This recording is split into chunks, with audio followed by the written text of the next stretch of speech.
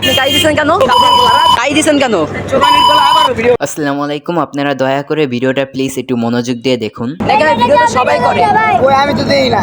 আপনি দেখেন সদরে বাইরে পানিতে আমি বাইরে পানিতে ফালাই দেন। এটাই তো বাইরে পানিতে হালাইছি দেখে অন্তরে কেউ ভিডিও করতেছে না। আপনি কি আমাকে আরেকদিন জানি না দেই, আপনাকে আমার আরেকদিন না দেখি মানে আরেকদিন জানি না দেই ভিডিও করতে। তা আপনি আমাকে দেখবেন কেন? আপনি আমাকে হুমকি ভিডিও দিচ্ছেন, করবা না। আপনি আমাকে হুমকি দিচ্ছেন না আমাকে বাইরে পানিতে ফেলাই দিবেন। আপনি আমাকে বাইরে পানি না, আপনি আপনি করবা না আমাকে কেন? বলতেছেন তা ভিডিও করছি, লঞ্চ ছাড়বে আমি ভিডিও করবো, তাদের সমস্যা কি আছে? করবা না। এখানে সমস্যা কি আছে আমাকে ওইটা বলেন। আবারও ভিডিও করতেছে। না আমাকে বলেন এখানে সমস্যাটা কি আছে। আবারও ভিডিও করতেছে। লঞ্চ ছাড়বে ভিডিও করবো, উনি আমাকে হুমকি দেয় কি আমাকে মাইরা নাকি পানিতে ফেলাই দিবে। ভিডিও এটা কেন? করতেছো কি লেগা? না, আপনি আমাকে সাথে আমার সাথে মিসবিহেভ করতেছেন, এই জন্য আমি ভিডিও করতেছি। আপনি আমার সাথে মিসবিহেভ করতেছেন। ভিডিও কাটো। না ভাই, আপনার কথা শুনছেন বা তুমি ভিডিও করতেছেন কেন? আমি বলছি যে ঠিক আছে ভিডিও করবো না, ভিডিও সমস্যা করবা নেই। কেন? আপনি গাড়ি দিচ্ছেন কেন? আর গালি দিব না কি করবো? এই গাড়ি দিচ্ছেন কেন?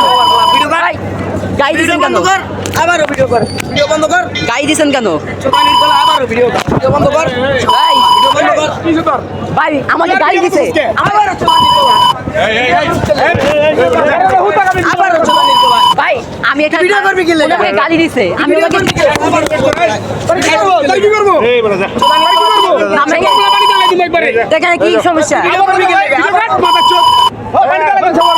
ভাই এটা কোনো কথা? আমাকে গাইল দিতেছে, আপনারা কেউ কিছু বলতেছেন না? এখানে ময়মনের সামনে আমাকে আছে আবুল দাবা এখানে উনি আমার সাথে গাইল দিছে।